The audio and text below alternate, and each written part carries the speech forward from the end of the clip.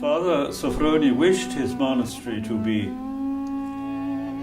loyal to the tradition of orthodoxy, but also open to the spirit of this world.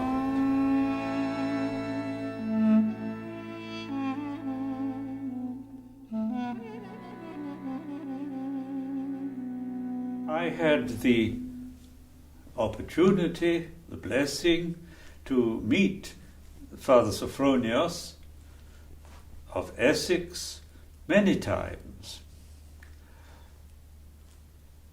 He was never my spiritual father, but I often heard him speak on questions of prayer and the living of the Christian life. Let me refer first of all to the monastery that he established. The monastery of St. John the Forerunner, St. John the Baptist, in the village of Tollisant Knights in Essex. His monastery had two very precious qualities. It was and is traditional, loyal to the authentic tradition of Orthodox monasticism, which Father Sofronie himself had learnt during his years on the Holy Mountain. But it was and is also a monasticism that is open to the world at many levels. First of all, they practice excellent hospitality. They make visitors welcome. And that can be a difficulty for monks, that the visitors may disturb the life of prayer that the monks wish to follow. And so in some monasteries, visitors are made to feel that they are an intrusion, but not in the monastery in Essex. Father Sofronie practiced hospitality. And this openness of his monastery to the world was shown not only in the way guests were made welcome, but in the way Father Sofronie himself wanted his monks to be in touch with the intellectual currents of the present age. He wanted his monks to be educated. At first he used to send them to the Russian Orthodox Institute of St. Sergius in Paris. But later on, Father Sofronie sent one of his own relatives, his great-nephew, Father Nikolai Sakharov, to Oxford to study theology at Oxford, where I was teaching. But I said to Father Sofronie, the program will not be orthodox.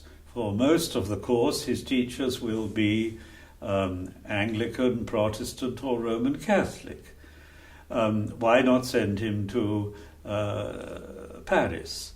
And Father Sofronie said, for this very reason, that he will have to study with non-Orthodox and learn their outlook and how they are thinking and how he should respond. For that very reason, I want to send him to Oxford. So he came to Oxford, he took the undergraduate degree with first-class honours, and then he went on to do a doctoral dissertation under my guidance. So Father Sofronie wished his monastery to be loyal to the tradition of orthodoxy, but also open to the spirit of this world. If the monks are to provide guidance spiritually to those who visit, they must know something of the predicament from which these people come and the problems that they face. And so I saw these two things, traditionalism and openness, in Father Sofronie.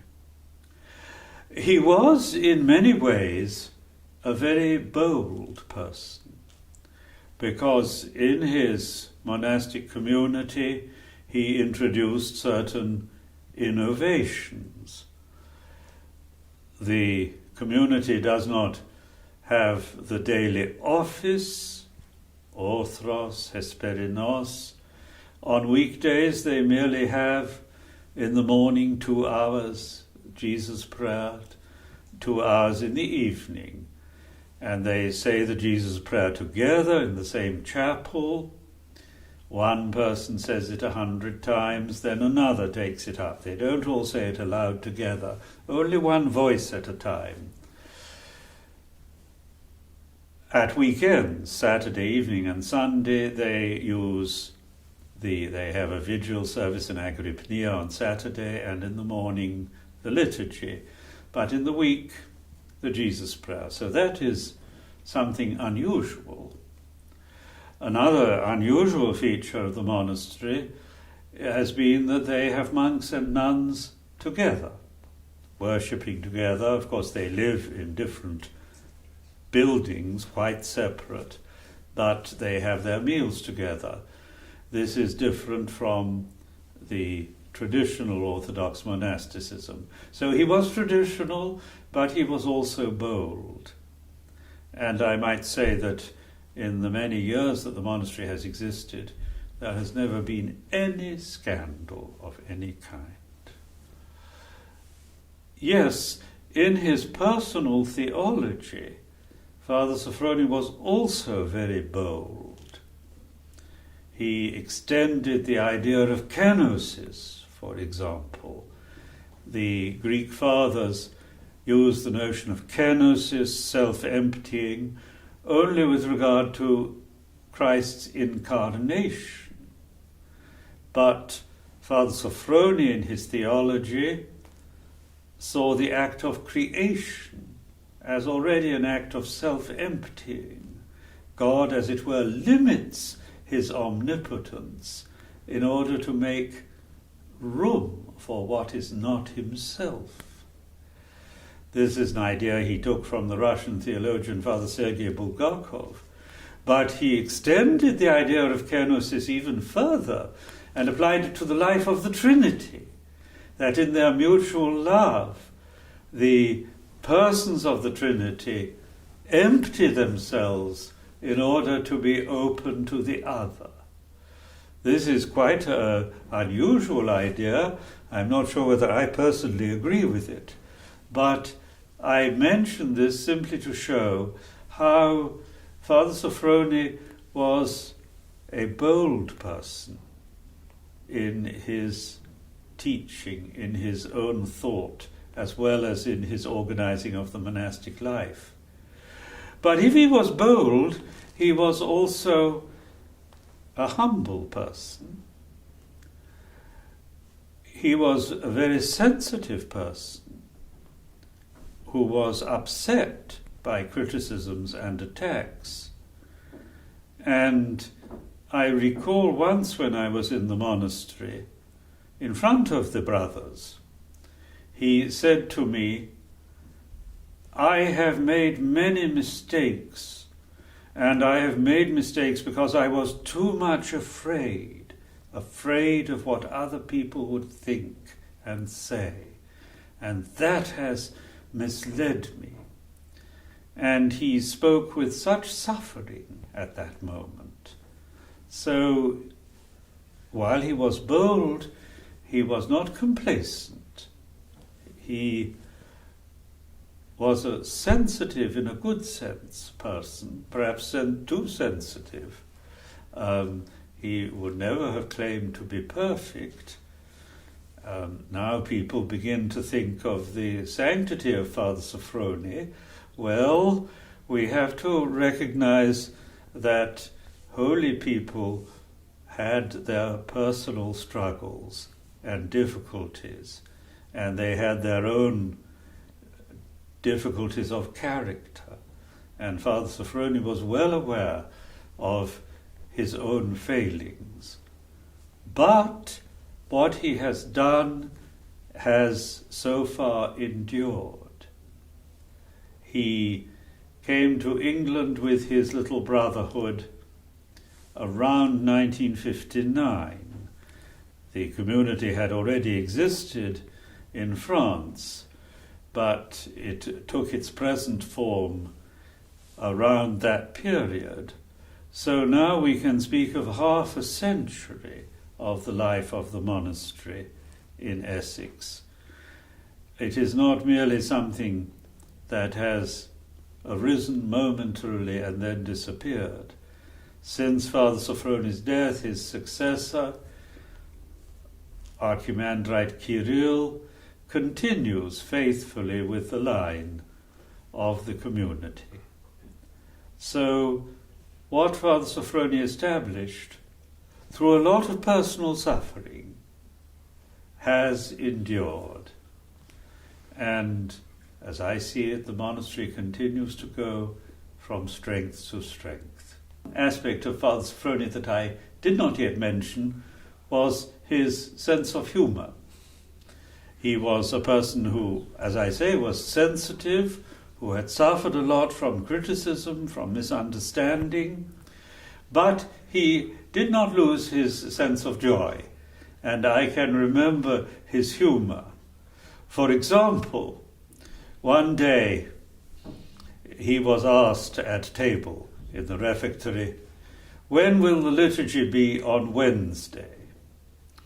And first he turned to an English Orthodox, not me, who was sitting next to him, a very earnest young man who always came early for the liturgy.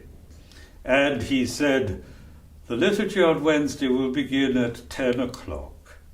Then he turned to a Greek lady on the other side who always came late. And he said, "The liturgy on Wednesday will begin at 7 o'clock. So this was typical of his sense of humor. His book on Saint Silvan has opened the eyes of very many people, and certainly it has influenced me.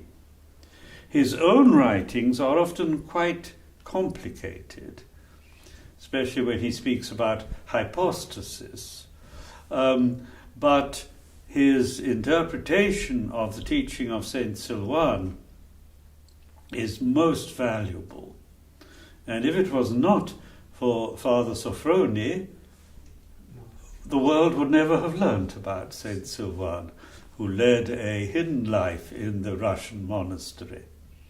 I remember when I went to the Russian monastery, back in the 1960s, this was long before Saint Silvan had been glorified as a saint. The Russian monks said to me, "Why are you English people always talking about Father Silvan? There was nothing so extraordinary about him. We have had many monks like that in the monastery." Yes, Father Silvan was a humble monk who faithfully led the life of prayer, such as the monk follows. But if it wasn't for Father Sophronie, he would have remained completely hidden, like the other monks they mentioned. I'm sure there are many hidden saints on the Holy Mountain. But it's good that sometimes there is an interpreter who will make them known. And that is what Father Sophronie did.